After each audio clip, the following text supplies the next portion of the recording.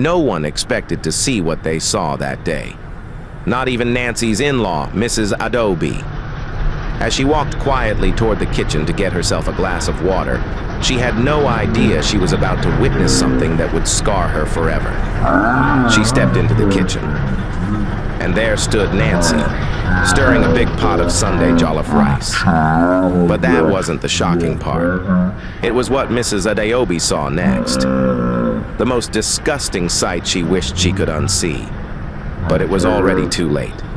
Right there, in front of the open pot, Nancy lifted her comb and began dragging it through her long, dirty, tangled hair she hadn't washed in over a year. And as she combed it, lice, tiny white worms, and living maggots fell from her hair, straight into the pot of rice meant for the visitors. Mrs. Adobe froze. Her eyes widened, her stomach twisted. She grabbed her head and screamed, not just because of the maggots, but because she suddenly remembered the plate of salad and fried meat she had eaten earlier. Her stomach rolled. In a flash, she nearly threw up everything she had eaten in her entire life. And what happened after that scream scattered the entire community as people vomited, panicked, and asked two chilling questions. Why in the world would Nancy do something as disgusting as that? And if this is how dirty and stinking some people are at home, what exactly have we been eating whenever we visit them? Nancy had always been a confusing type of woman. She was beautiful, and her beauty was undeniable. When she walked on the road, people turned to look at her. Men admired her confidence. Women envied her glowing skin and curvy body. On Instagram, she looked like a goddess. Perfect angles, tight clothes, smiles with filters, sleek poses. But offline, Nancy had a secret that her beauty tried so hard to hide. She was dirty. Dirty in a way that didn't make sense. Dirty in a way that didn't match her pretty face. And it didn't start in adulthood. It started from childhood. Her mother almost ran mad because of her. Nancy's room always smelt like forgotten socks soaked in rainwater. Her clothes stayed piled in one corner of the room until they began to smell like something was decaying. Her bras were never washed. Her towels stayed damp and sour. Her bedsheet was changed once every few months, only after her mother threatened to flog her. Whenever her mother opened her door, she would shout, "Look at this mess! How can you live like this?" Mommy, it doesn't matter. But Nancy would just hiss, roll her eyes dramatically, and walk out, swinging her hips confidently like someone on a runway. She loved fashion, but hated anything called cleaning. She loved makeup, but hated bathing properly. She loved wigs, but hated washing her real hair. She loved attention, but hated responsibility.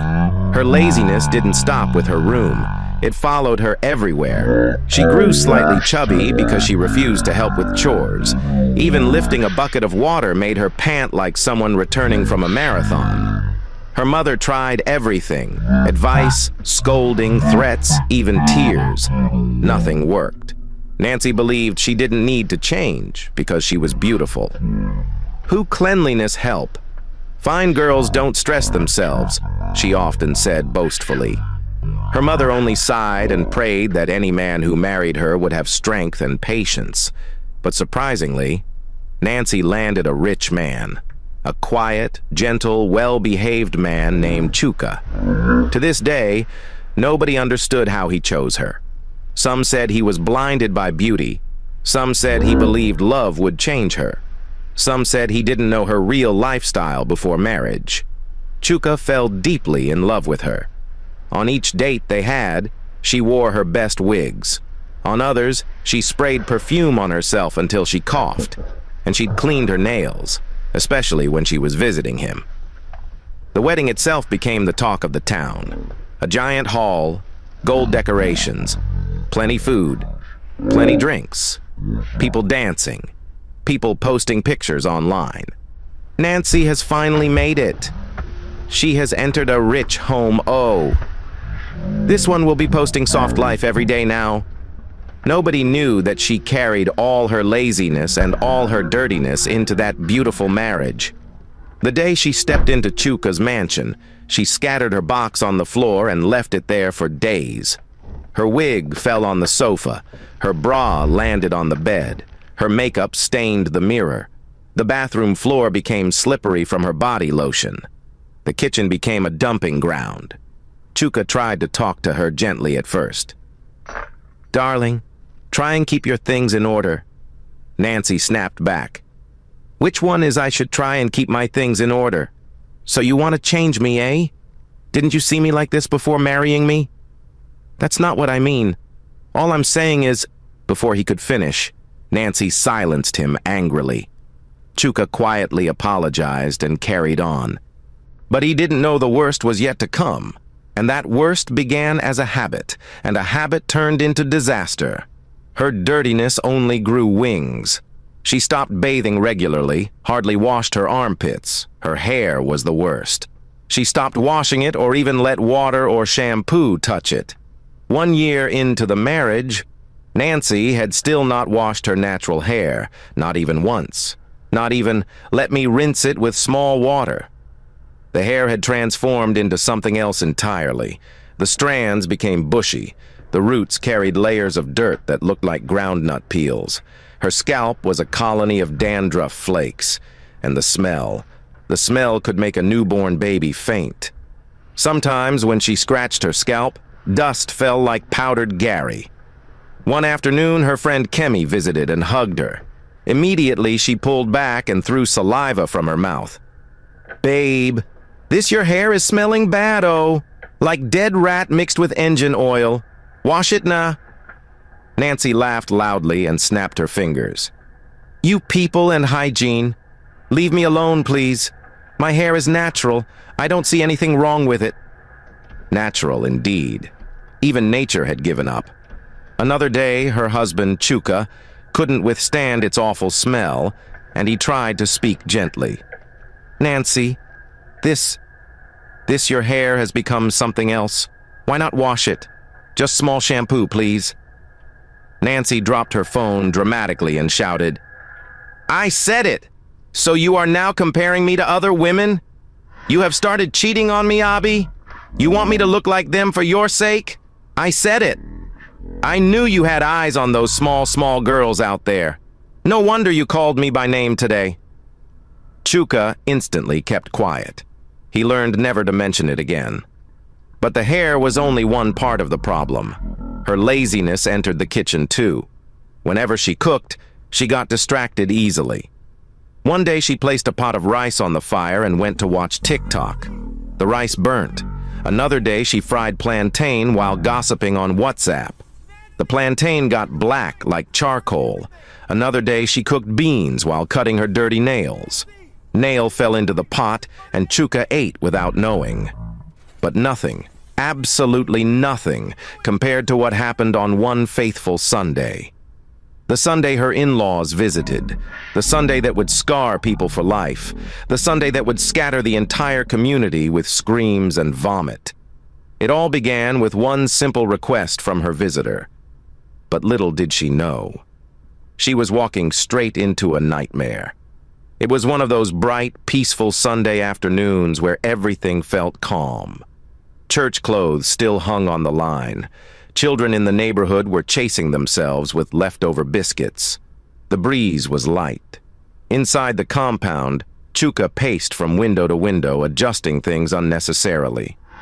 "Hope they're close," he muttered to himself. They were expecting visitors. This wasn't just any visitor coming.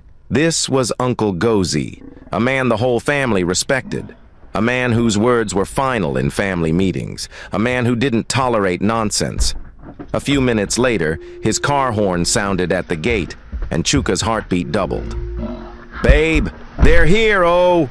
he called. Nancy rushed out of the room wearing a big smile. Her bushy hair, 1 year unwashed, bounced behind her like an old mop. She wiped her hands on her wrapper and hurried to the door. "Uncle, good afternoon," she said loudly, stretching both arms out. Mr. Gozy smiled warmly and hugged her. "Nancy, how are you? Long time." Honestly, it's been a long time, sir. I'm fine. Welcome. Beside him was his wife, Mrs. Adaobi. Tall, classy, always smelling like expensive perfume. Their 2 children followed behind, dragging their feet and pressing the children's toy phones their parents gave them. They all entered the sitting room. "Welcome, please. Make yourselves feel at home," Chuka said, bowing a little. Mrs. Adaobi sat first, but the moment her body touched the cushion, she paused. Then she sniffed the air.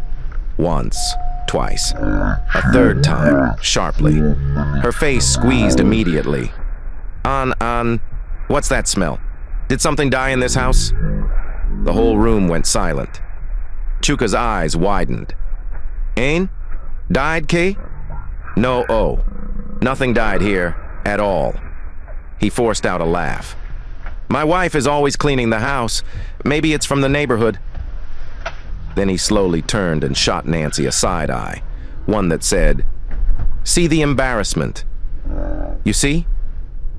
Nancy quickly looked away, pretending not to understand.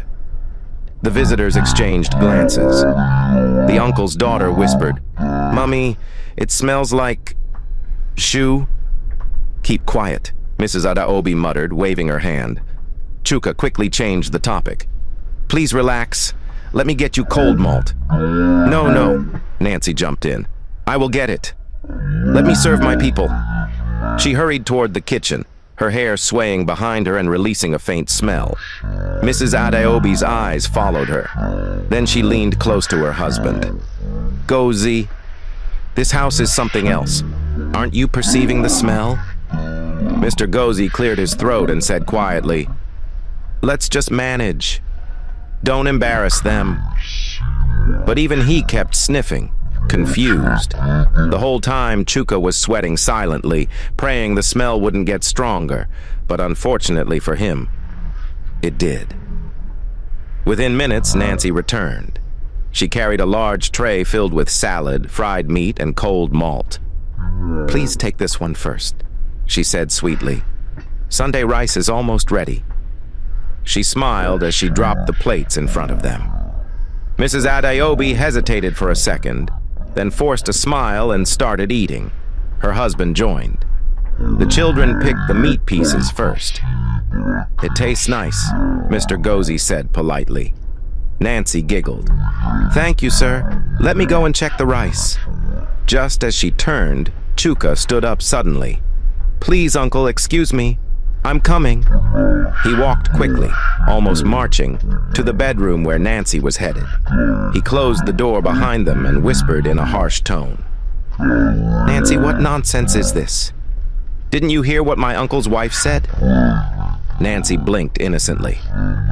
"Heard what? What did she say?" "She asked what died in this house?" "That's what she said. Because of that, your smelly hair." "My hair?" Nancy hissed. "So she came here because of my hair?" "Nancy, stop it!" Chuka snapped quietly. "Stop embarrassing me. I've been telling you for months now. Wash your hair." "So you're supporting your visitors over me?" she barked. "I'm supporting cleanliness," Chuka fired back. "For 1 year you haven't washed your hair. 1 whole year. The whole house is smelling because of you." Nancy folded her arms aggressively. "So you want to act like a perfect husband now? I've not seen where a man insults his wife's hygiene before." Chuka held his head. "Nancy, don't provoke me. Please, for the love of God, go and wash your hair. Just this once. I'm begging you."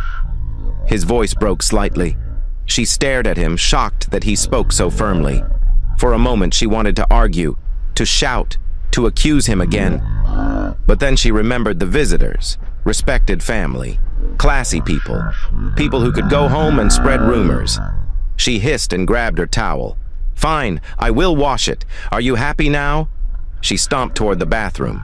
Chuka exhaled deeply, hands on his waist, then returned to the sitting room with a forced smile. "Sorry for keeping you waiting," he said. Mrs. Adaobi smiled kindly. "No problem. The salad is nice, thank you." But Chuka saw the way she kept touching her nose discreetly. He wanted to faint. Meanwhile, in the bathroom, Nancy stood under the shower with her hair dripping like a soaked sponge. As she loosened the scarf, the smell hit her nose too, for the first time. This thing is smelling Shaw, she whispered. She poured almost half a bottle of shampoo on her head, rubbing it aggressively. The water dropping from her hair began smelling. Dead skin washed away. The water turned brown. She frowned. Ew. So this thing has been on my head? She washed and washed until her arms hurt. When she finished, she grabbed her old comb, the same old comb she hardly used to drag through her hair, and walked straight to the kitchen to check the rice. She didn't know. She didn't imagine that someone was about to walk into the worst kitchen scene of their life. Back in the sitting room, Mrs. Adaobi had just finished her meat. She licked her fingers, wiped her hands, then stood up gently. Chuka, please, let me get water. Chuka rose immediately. No, Auntie, I will get it. She waved him off. No, sit, relax. The kitchen is for women. She smiled and walked away. Chuka's heart dropped. God, please, not now. He watched her walk toward the kitchen, every step echoing like doom. He swallowed hard, because he knew the Sunday rice surprise Nancy was preparing was nothing compared to the shock waiting inside that kitchen. And Mrs. Adaobi was only seconds away from seeing it. Mrs. Adaobi walked slowly toward the kitchen, still wiping salad crumbs from her fingers. She wasn't expecting anything unusual. She only wanted water. But the moment she pushed the kitchen door open, she stopped, dead still. Her feet refused to move. Her eyes widened like someone seeing a ghost for the first time. Her mouth dropped open without sound. Because there, right there in front of the open steaming pot of jollof Sunday rice, Nancy stood with her head bent forward, combing her hair like someone possessed. Nancy, Mrs. Adaobi whispered. But Nancy didn't hear her. She dragged the comb through her tangled, soaking hair, pushing and pulling aggressively. But that wasn't the shocking part. It was what Mrs. Adaobi saw next. The most disgusting sight she wished she could unsee, but it was already too late. Right before Mrs. Adaobi's eyes, from Nancy's hair began to fall. Lice, white worms, tiny maggots, falling, dropping, bouncing, directly into the pot of rice. Plop, plop, plop. Mrs. Adaobi's hand flew to her mouth. Her breath seized. Her chest tightened. For 1 second, she thought maybe she was hallucinating. She blinked fast, once, twice, 3 times, hoping the sight would disappear. But it didn't. More maggots fell. More lice dropped like scattered grains of Gary. It was real, too real. Jesus! Mrs. Adaobi screamed. The spoon in Nancy's hand fell into the pot with a sharp clang. Nancy jumped, startled. Ah, Mummy Adaobi, you scared me. What happened? What happened? Mrs. Adaobi gasped, staggering back. What in God's name are you doing? She clutched her chest, gagging. Her stomach rolled violently, because instantly her brain replayed the salad, the fried meat, the cold malt, everything she had eaten just minutes ago. She put her hand over her mouth, shaking. Oh God, oh my God, oh my God. Hearing the scream, Chuka shot up from the sofa. Was that a shout? What happened? He yelled, running toward the kitchen. Uncle Gozy stood too, confused. Was that my wife's voice? They ran together. When they entered the kitchen, everything froze. Chuka grabbed his head with both hands. Blood of Jesus! The pot, the comb, the creatures crawling, Nancy's wet hair dripping like a soaked sponge, and those maggots still floating on top of the rice. What in the name of the ancestors is this? Uncle Gozy thundered. His voice shook the entire kitchen. Mrs. Adaobi staggered backward and pointed at Nancy with trembling hands. Look at what she is doing. She is combing her hair, her dirty hair, into the food we are supposed to eat. Ah, Jesus, Chuka whispered, rubbing his face. He felt his soul leave his body. Nancy panicked. I didn't know. You didn't know what? Uncle Gozy roared. His face was red with disgust. You didn't know maggots were dropping from your hair? You didn't know lice were falling into the food? Nancy's lips quivered. I thought, You didn't think at all, Mr. Gozy shouted, slamming his hand on the kitchen counter. The children, who had followed behind, took one look and ran outside screaming. Their voices echoed through the compound. Chaos exploded instantly. Mrs. Adaobi ran toward the backyard and threw up violently. Oh God! Oh God! Oh God! She kept repeating as she spat saliva and shook her head. Chuka turned back to Nancy. You combed your hair on top of food? Food meant for visitors? Nancy, why? Why would you do that? Nancy burst into tears. I swear I didn't know. I didn't know they were falling inside. You didn't know what? Uncle Gozy screamed again. So the disgusting smell we've been perceiving is your hair smelling like something they use for rituals? And you said you didn't know? Chuka closed his eyes in embarrassment. Uncle, please, forgive us. Forgive us. Forgive you? Mr. Gozy shouted. Forgive what exactly? He pointed angrily at the pot. We almost ate this abomination. Me, my wife, my children. What if my children ate this? What if they fell sick or died? Mrs. Adaobi staggered back into the kitchen, still shaking.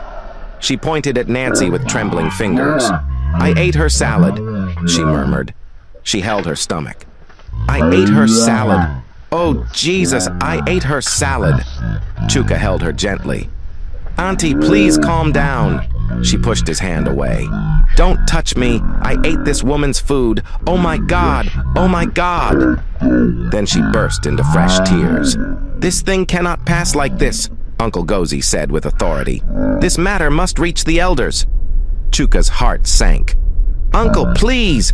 No, Mr. Gozy yelled. This is bigger than an apology. This is a community disgrace. Nancy stood shaking, crying silently, hands covering her face. The kitchen smelled like cooked rice, mixed with wet, dirty hair, and something rotten. It was beyond shameful. It was terrifying. The entire house was in uproar. The children outside shouted more. Maggots in the rice! Auntie Nancy is cooking maggots! Neighbors stepped out of their balconies. Some people walking past stopped. What happened? What are the children saying?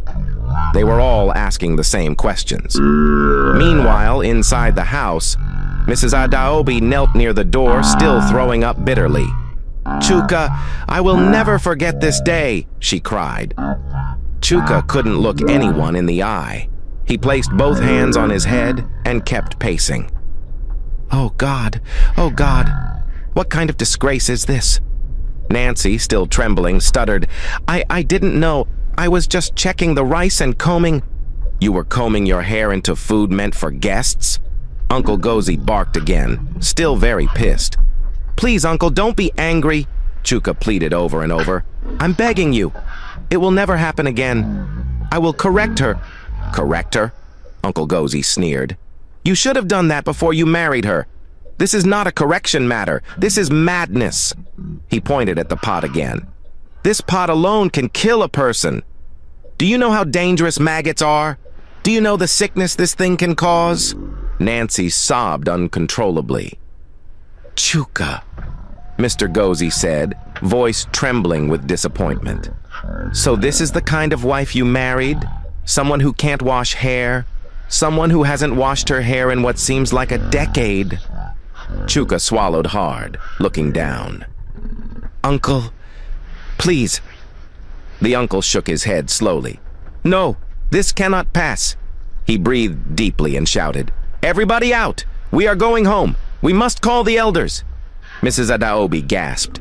Yes, this cannot be hidden! This is a threat to people's lives! The children nodded vigorously with fear. Chuka held his wife's hand firmly and dragged her away from the kitchen. "We'll talk later," he whispered through clenched teeth. "What you've done today!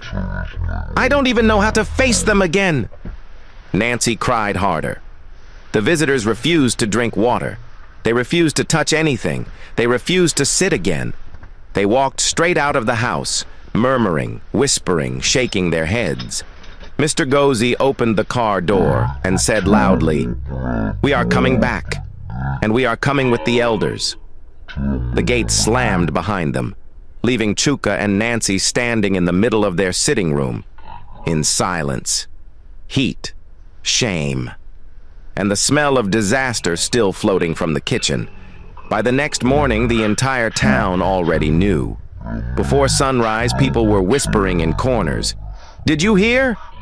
They said Nancy cooked maggots." Inside rice, oh, not even soup. 1 full year hair. So disgusting. Every household had a version of the story. Some exaggerated it. Some added pepper for flavor. Some almost fainted while narrating. By 9 a.m., Chuka received a message. "Report to the elders' hall, now." His heart dropped. He looked at Nancy, who was sitting on the edge of the bed with swollen eyes. Her hair, freshly washed and plaited hurriedly, looked like someone forced her into a salon by gunpoint. "Stand up," Chuka said quietly. "They've summoned us." Nancy nodded with trembling lips, tears gathering again. She looked like a child returning from punishment. They walked together to the elders' hall. When they entered, the room was packed. Elders, kinsmen, a few neighbors who came innocently but obviously for gist. Mr. Gozi sitting in the front row with arms folded. Mrs. Adeobi wearing big sunglasses as if protecting her eyes from shame. And in the middle, a long wooden table where the elders sat like judges.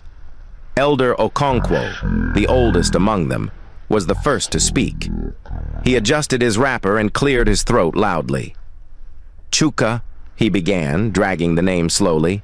"So, your wife wants to kill us with maggots rice?" A ripple of laughter filled the room. Nancy squeezed her eyes shut in embarrassment. Another elder, Elder Nkem, leaned forward. "My people, let us call a spade a spade. Even witches, still wash their hair once in a while, but this girl, 1-year-old demons have built duplex inside her hair." The whole room exploded with laughter again. People whispering, "Ha! God forbid bad thing." Mrs. Adeobi raised her hand. "Elders, please let me talk," she said dramatically. "I am still traumatized. I still smell that rice in my soul." More laughter burst around the room. Chuka knelt immediately and lifted his hands. "My elders, I am sorry. I am truly sorry. I promise. On my father's grave, she will change from today, by fire, by force." The elders nodded, but were not done. The head elder, Elder Uba, leaned over the table and pointed at Nancy. "My daughter, come forward." Nancy stepped forward shakily, wiping tears. "My daughter," Elder Uba said, "from today, hear your new rules. You will wash your hair every week. You will clean your house every morning before 8 a.m. You will not, I repeat, you will never enter the kitchen with comb again. And if you fail, just once," he paused dramatically, "we, the elders, will decide what to do with you." Everyone shouted in agreement. "Good. She must learn." Another elder added, "Nancy, do you know people almost died yesterday? Do you know my wife has not eaten since yesterday evening?" Elder Okonkwo shook his head, clicking his tongue. If not for God, we would have buried 2 people yesterday, my wife and Adeobi, because Adeobi almost fainted after vomiting." Mrs. Adeobi lifted her sunglasses and spoke again. "Elders, do you know she was even stirring the rice while combing? The maggots were falling like rain. Rain." Women in the room screamed, "Ah! This girl is really a winch. No wonder her husband is passing through many things." Nancy burst into tears. "I'm sorry. I'm really sorry." she cried, voice cracking. "I didn't know hair could get that dirty. I didn't know it was that bad." Elder Okonkwo folded his arms. "You didn't know? And the smell in your house, Enko? You thought it was perfume?" Again, the room burst into laughter. Chuka placed a gentle hand on her back. "My elders, please, forgive us." After more scolding, warnings, and dramatic humor, Elder Uba banged his staff on the floor. "It is decided." Everyone went quiet. "Nancy, you will change, or we will change you. Case closed." There was one final echo of laughter and murmuring as Chuka and Nancy bowed and exited the hall. But for Nancy, the shame was a heavy stone on her chest. She covered her face with both hands and cried quietly as they walked home. That evening, Nancy's transformation began. Not gently, not softly, not romantically, but with military precision. Chuka turned into a one-man army general. "Nancy, wake up. It's 6 a.m. Start sweeping." "Have you bathed? Why are you still smelling like you slept inside your old hair?" "Show me your shampoo. Let me confirm you used it." "Drop that comb. Why are you holding comb near the kitchen again?" Nancy obeyed everything tearfully. She woke early, cleaned the house, scrubbed the bathroom, changed the bed sheets, washed all her clothes, and the greatest miracle, she washed her hair. Every Saturday, her friends were shocked. One day, her friend Chinwe visited and nearly dropped her phone. "My God, Nancy, is this really you? Your hair is neat? Your house is clean? Your kitchen is sparkling? Who flogged you?" Nancy rolled her eyes. "Leave me, Jor." Mrs. Adeobi also visited one day. She laughed as she stepped into the kitchen. "I hope that pot is not for rice-o, and if it is, let me check your hair first." Nancy blushed in embarrassment. "Mummy Adeobi, please." Slowly, Nancy became neat. Her confidence grew. Her house smelled good. Her husband smiled more. Their visitors became comfortable again. But the gossip? The gossip did not die. In fact, throughout the entire community, people used Nancy as an example. When a child refused to bathe, "I hope you are not planning to be like Nancy that cooked maggots rice." When a woman's hair smelled, "Better wash it before people start shouting like they shouted for Nancy." When neighbors gathered, someone would whisper, "That day, Anne, maggots were dancing inside the rice," and everyone would burst into loud laughter. Nancy became both a warning sign and a community milestone, because never again did anyone cook or even eat without checking their cook's hygiene first. And her story saved many stomachs. Moral of this story: besties, I'm glad you made it till this point. Now please, listen, be mindful of where you eat. Not every pot you meet in someone's house as a guest should enter your stomach. Not every kitchen is clean, and not every plate of food is safe. And speaking of lessons, some lessons must never meet you the hard way. Hygiene is not gender, it is maturity. A dirty person is a danger to their own health, just like Nancy, and also a danger to others. Laziness is not beauty. No matter how fine you are, never allow dirt to settle in your life. Because when you're dirty, life will embarrass you publicly, without mercy. If you don't respect people's food, you will disgrace yourself. Food is not ordinary. People swallow what you prepare. Respect that. Cleanliness is not for Instagram. It is for your body, your health, and your future. And above all, if your house is dirty, don't blame the devil for problems you caused with your own hands. Take responsibility. Clean up your life. Become better for yourself and for the society around you. Did you enjoy the story? Have you ever gone to someone's house and immediately lost appetite? Have you ever eaten food somewhere and regretted it, or even threw up afterward? Do you think Chuka handled Nancy well, or should he have reacted differently?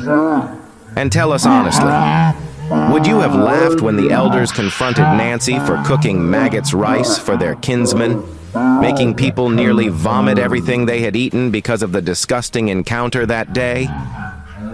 Leave your thoughts in the comments.